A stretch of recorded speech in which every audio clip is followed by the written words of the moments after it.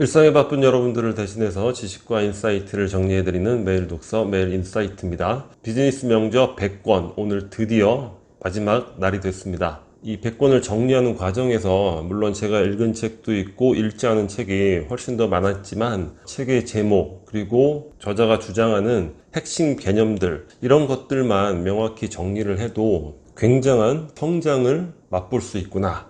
저의 사례를 통해서 여러분들에게 말씀을 드려봅니다. 바쁘시더라도 이 부분들 최근 20년간의 책으로 구성된 100권이니까 이 시대를 살아가는 우리들이 반드시 알아야 될 그런 내용이 되지 않을까. 그럼 오늘 마지막 정치사회 추천책 소개해 드리도록 하겠습니다.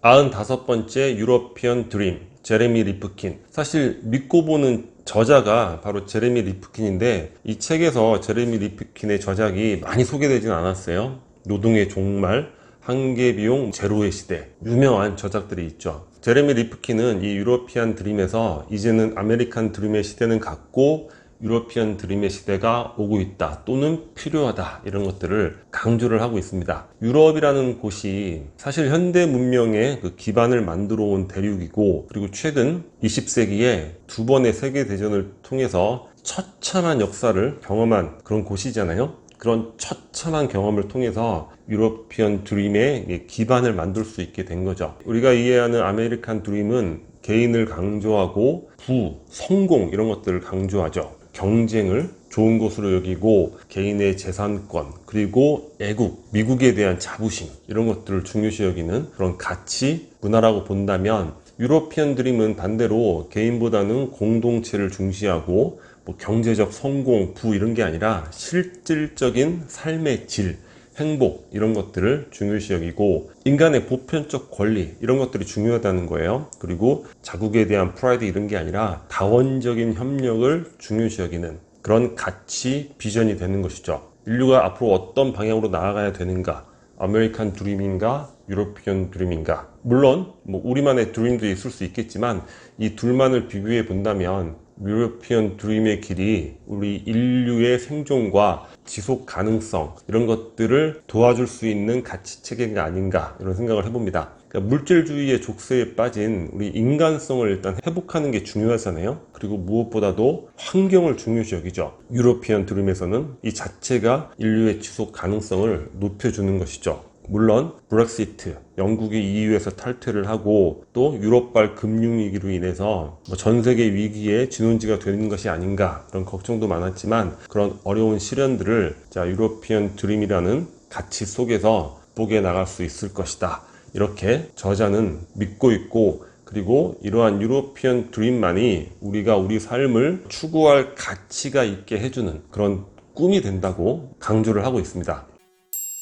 96번째 왜 국가는 실패하는가 데런 에스모글루 제임스 로빈슨. 이 책은 왜 어떤 국가는 성장하고 성공하고 왜 어떤 국가는 발전하지 못하고 쇠퇴하는가 그 차이가 도대체 무엇인가 여기에 대한 의문을 갖고 출발을 하게 되죠. 일단 거기에 대한 정답을 말씀드리면 저자들은 다원적 정치 제도, 포용적인 경제 제도 이런 거를 갖고 있는 나라들은 성장하고 발전을 한다는 것이고 반대로 착취적인 제도, 폐쇄적인 제도를 갖고 있는 나라들은 도태를 할 수밖에 없다. 이렇게 이야기를 하고 있습니다. 그리고 이러한 다원적 정치 제도, 포용적 경제 제도는 서로 선순환을 이룩한다는 거예요. 기술 개발을 하고 나라가 발전을 하게 되면 새로운 엘리트 계층이 출현을 하게 되죠. 그들이 정치 제도까지 바꿔나갈 수 있는 거죠. 다원적인 방향으로. 그리고 더욱더 발전적인 경제 제도를 만들어 가게 된다는 거죠. 이런 부분에 대해서 저자들은 역사적으로 몇 가지 사례를 이야기를 하고 있는데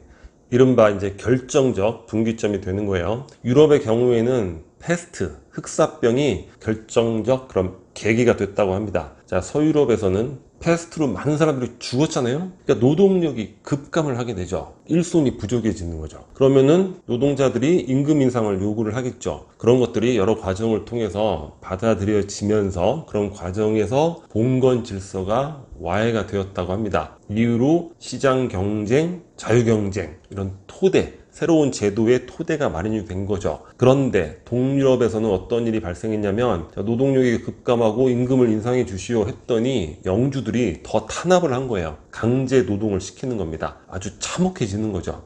실제 서유럽과 동유럽은 14세기까지만 해도 비슷한 수준의 삶을 살았다는 거예요. 그런데 흑사병에 대처하는 이런 방식에 있어서 포용적이었느냐 착취적이었느냐 이에 따라서 격차가 완전히 벌어지게 되었다고 합니다. 그래서 이러한 다원적 정치 제도, 포용적인 경제 제도 이런 게 중요한데 이런 게 그냥 거저 주어지는 건 아니라는 거예요. 민주주의 한다고 해서 그냥 생기는 것도 아니고 바로 정부를 견제할 수 있는 건전한 시민사회의 힘 이런 게 중요하다는 거죠. 그러니까 한 개인이 교육받고 깨어 있어야 된다는 거예요. 그런 힘들이 없으면은 또다시 착취적인 제도로 회귀를 하게 된다는 것이죠. 그게 바로 독일, 일본의 사례. 2차 세계대전을 발생시키고 대외적으로는 힘을 발휘했을지 모르겠지만 대내적으로는 엄청난 그런 착취적 구조를 가지고 있었죠.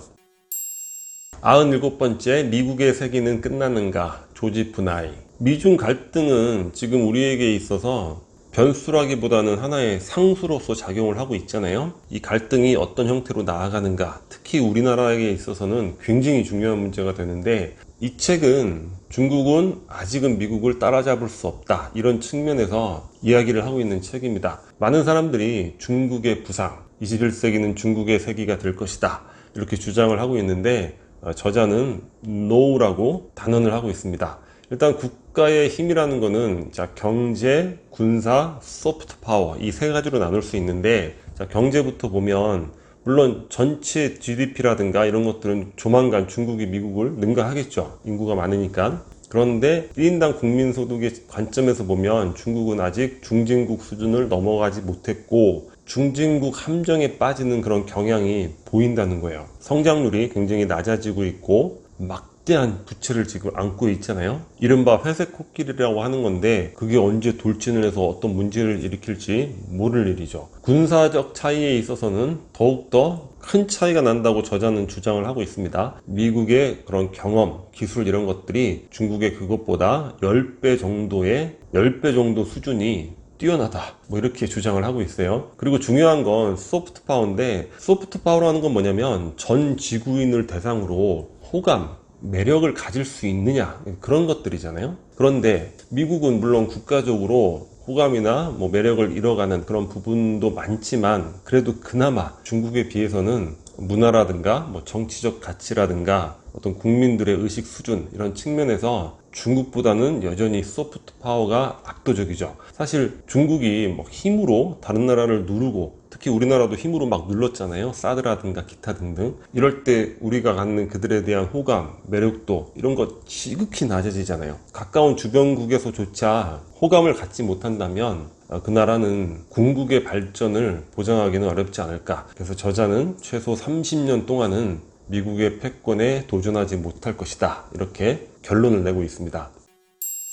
98번째, 아시아의 힘, 조 스터드웰. 이 책의 내용은 장하준 교수의 나쁜 사마리아인 그 책의 내용과 다소 유사한 부분이 있는 것 같아요. 자, 아시아의 힘은 힘인데 왜 그 힘이 동남아시아 등 다른 아시아 국가에서는 없고 동북아시아 지역에서만 존재하는가? 도대체 그 힘이 무엇인가? 이런 것을 이야기를 하고 있어요. 한마디로 정의를 하면 정부 주도의 경제개발 이렇게 정리가 될 수 있는 건데 여기서 우리가 간과하는 게 뭐냐면 첫 번째로 중요한 게 토지개혁이라는 거예요. 우리도 조봉암 선생이 당시 농림부 장관을 하면서 토지개혁을 실행을 했죠. 그래서 우리가 6.25 전쟁을 이길 수 있었던 것들 이런 게 다 토지개혁이 바탕이 되었던 것이고 그리고 우리의 궁극적인 경제개발, 경제발전의 바탕이 된 것이 바로 토지개혁이었다는 거죠. 근데 동남아시아 토지개혁에 실패를 하게 됩니다. 대표적인 곳이 중남미. 아직도 전근대적인 이런 제도들 많이 갖고 있잖아요. 발전은 요원하고 바로 이런 차이가 토지개혁의 유무에서부터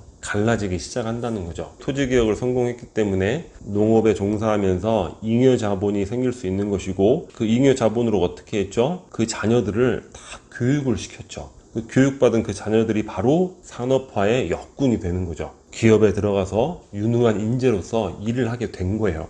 근데 토지개혁이 안 되고 농업에 잉여 자본이 없으면 어떻게 됩니까? 교육을 받지 못하고 뭐 산업화를 시도하려고 해봐야 이 국민들 개개인의 역량이 거기에 미치지 못하는 거죠. 성장을 할 수가 없는 거예요. 그리고 두 번째는 국가 주도의 제조업 육성인데, 자, 한국의 예를 이 책에서는 많이 들고 있는 것 같아요. 뭐냐? 국가에서 당근과 채찍을 직접적으로 운영을 하면서 수출 주도 성장을 이끌었다는 거예요. 그 챔피언이 이제 한국이다 이야기를 하고 있는데, 수출 실적을 보고해서 좋은 실적이 나오면 국가에서 대규모 융자를 장기적으로 저리에 해주게 되고, 그리고 수익이 없을 때도, 현대차의 예를 들고 있는데 현대차가 수익이 없을 때도 국가에서 보조금을 지급하고 수입을 막음으로 인해서 내수 시장을 현대에서 독식하게 도와주고 버티면서 학습할 수 있는, 발전해 나갈 수 있는 시간을 아예 국가에서 지원을 해준 거죠. 그럼으로 인해서 여러 분야의 여러 기업들이 경쟁력을 갖게 됐다는 거예요.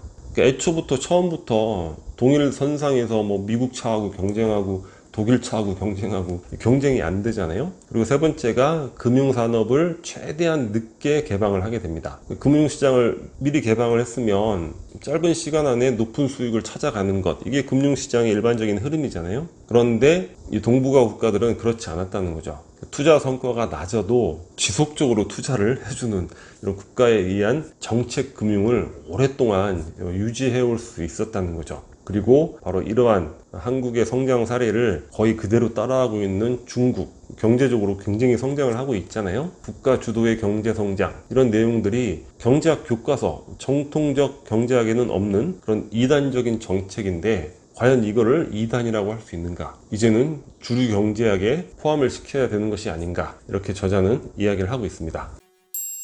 49번째, 패권의 비밀, 김태유, 김대륜. 이 책에 대해서는 저자 김태유 교수님의 강의를 따로 들은 적이 있는데 강의를 상당히 잘하시더라고요. 이 책 내용뿐만 아니라 우리 한국이 앞으로 어떤 길을 가야 하는가, 뭐 그런 부분에 대해서도 여러 가지 이야기를 해주시는데 상당히 재밌게 들었던 것 같습니다. 이 책은 세계사에서 어떤 나라들이 패권을 차지했고 그 패권을 어떻게 갖게 되었고 또 그 패권을 어떻게 잃게 되었는가, 그런 내용에 대해서 이야기를 하고 있는 책입니다. 스페인부터 네덜란드, 영국, 미국에 이르기까지 이야기를 하고 있는데, 일단 스페인은 막강한 해군력과 해상무역을 통해서 독점적 이득을 얻어왔는데, 그러한 이득에도 불구하고 그런 것들을 통치자들의 어떤 사유재산화, 그리고 그런 것들을 또 통치자의 개인적인 치적, 이런 것으로만 의미를 부여했다는 거죠. 그래서 구조적으로 그 패권을 오랫동안 유지하지 못하게 되었다. 두 번째는 네덜란드인데, 짧은 시간 또 세계에서 패권을 가졌다는 거예요. 그 패권의 바탕이 되는 것이 근대적 의미의 주식회사를 바로 네덜란드가 최초로 운영을 하게 됩니다. 주식회사는 세계 4대 발명품의 하나라고 이야기하고 있잖아요. 주식회사라는 이런 구조, 제도가 없다면 큰 비즈니스에 우리가 투자할 수가 없죠. 한 개인이 투자를 해야 되는 것이니까. 동인도 회사라는 주식회사를 만들어서 미래의 이익을 담보로 채권을 발행하고 유통시키는 뭐 이런 제도들, 그리고 한 번 원정을 해서 나온 수익을 그때 쉐어하고 끝내는 것이 아니라 초기 투자 자본을 10년간 유예시키는, 그러니까 장기적인 투자를 가능하게 하는 뭐 그런 제도들. 그런데 이러한 네덜란드도 그런 과정을 통해서 얻은 수익을 생산적인 것에 투자하지 못하고 뭐 부동산 투자를 한다거나 튤립 구근, 이런 투기, 이런 것들의 함으로 인해서 거품이 발생을 하게 되고 짧은 시간에 패권을 잃게 되었다고 합니다. 세 번째가 영국인데, 영국은 산업혁명을 바탕으로 전 세계 패권을 거머쥔 그런 나라가 되는 거죠. 그래서 해가 지지 않는 나라. 그런데 영국이 왜 그걸 유지하지 못했는가? 1차 산업혁명의 결과에만 너무 만족을 했다는 거예요. 마찬가지로 잉여 자본을 더 생산적인 곳에 투자하는 것이 아니라 지대를 추구하거나, 그러니까 부동산에 투자하거나 새롭게 부상하는 산업에 투자한다거나 이런 것들을 등한시 여겼기 때문에 패권을 잃게 되었다 이야기를 하고 있습니다. 네 번째가 미국인데, 미국 전에 독일이 잠시 패권을 차지했다고 할 수 있죠. 물론 2차 세계대전에서 패망함으로 인해서 그걸 잃게 됐는데, 독일 그리고 미국, 이들 나라들은 영국이 1차 산업혁명에 만족할 때 석유라든가 가공식품, 전자장비, 이러한 2차 산업혁명에 집중을 함으로 인해서 새롭게 또 산업대국으로 등장을 하게 됐다고 합니다. 한 문장으로 이 책의 핵심 컨셉을 말씀을 드리면, 한 사회의 발전, 패권 이런 것들을 어떻게 유지해 나갈 수 있는가, 바로 잉여 자본 이런 것들을 어떻게 처리하느냐, 거기에 의해서 달라지는 것이다, 이렇게 말씀드릴 수 있을 것 같습니다. 마지막 책입니다. 100번째 예정된 전쟁, 그레이엄 앨리슨. 이 책은 미중 갈등을 전쟁이라는 관점에서 보고 있어요. 책 제목이 예정된 전쟁이잖아요. 그러니까 미중 전쟁의 가능성은 우리 일반인들이 생각하는 것보다 훨씬 높다는 거예요. 마찬가지로 투키디데스의 덫이라는 개념으로 지난 역사를 이야기를 하고 있는데, 최근 500년을 연구를 하고 있습니다. 거기서 이러한 투키디데스의 덫이라는 사례 16번을 발굴을 하는데, 그 중에서 무려 12번이 전쟁으로 발전을 했다는 거예요. 그러면 과연 17번째의 사례인 미중 갈등은 어떻게 될 것인가? 전쟁 가능성이 높다는 것은 어떠한 관점에서 볼 수 있냐면, 보통 기존에 패권국과 도전국이 다툴 때 공통의 가치 이런 것들을 갖고 있느냐, 갖고 있다면 전쟁으로까지는 가지 않는 경우가 많다는 거죠. 왜냐, 공통의 가치를 공유하니까. 그런데 가치가 완전히 다른 이런 적수에게 추월당하는 경우에는 전쟁으로 갈 가능성이 높다는 거죠. 그러니까 과거 영국과 미국의 사례를 보면 두 나라는 문화, 종교, 신념 이런 것들이 비슷했단 말이에요. 그리고 주류 인종도 비슷하잖아요. 화이트 앵글로 섹슨. 그렇기 때문에 미국이 영국을 추월하는 걸 영국 입장에선 힘도 없지만 그렇게 나쁘지 않게 그냥 바라볼 수밖에 없는 그런 상황이었다는 거예요. 그런데 미국과 중국은 어떻죠? 문화, 종교, 신념 이런 것들이 극단적으로 다르죠. 그러니까 타협의 여지 자체가 존재할 수 없다는 거예요. 이런 경우에는 전쟁의 가능성이 굉장히 높아진다는 거죠. 역사를 사례로 분석을 한 겁니다. 그런데 전쟁의 가능성이 높지 않은 이런 관점에서는 또 어떤 부분이 있냐면, 핵무기라는 부분이 있다는 거예요. 이건 뭐냐면 우리의 피해를 최소화하면서 상대를 제압할 수 있는 이런 방법이 사실은 존재하지 않는다고 볼 수 있죠. 일종의 너 죽고 나 죽고 우리 둘 같이 죽자 이런 개념이잖아요, 핵무기. 또 하나는 경제적 상호 의존성을 들고 있습니다. 미국은 중국의 넘버원 수출 시장이잖아요. 중국의 경제는 지금 수출에 의지하는 경제 구조를 갖고 있고, 그리고 미국의 채권을 중국이 가장 많이 보유를 하고 있는 거예요. 그러니까 생각 이상으로 경제적으로 너무 얽혀 있는 거예요. 그러니까 이런 것들이 끊어지고 단절이 된다면 두 나라 모두 엄청난 피해를 볼 수 있다고 합니다. 이런 부분으로 인해서 전쟁의 가능성이 높지 않을 것이다, 또 이렇게 예상해 볼 수 있다는 거죠. 미국과 중국 사이에 끼어 있는 가장 대표적인 나라가 또 우리 대한민국이잖아요. 그런 관점에서 본다면 미국과 중국이 전쟁이 없이 그냥 상호 경쟁을 통해서 자연스럽게 협력하는 그런 것들로 연착륙되는 그런 시스템을 절실하게 또 기대를 하게 되는 것이죠. 여하간 이런 부분에 대해서도 한번 우리가 꼭 참고를 해봐야 되지 않을까, 그런 생각을 해봅니다. 오늘 여기까지 비즈니스 명저 100권 힘들게 달려왔는데 마치도록 하겠습니다. 여기 캐리커처 구독 버튼이고요. 구독과 좋아요 많이 부탁드리겠습니다. 감사합니다.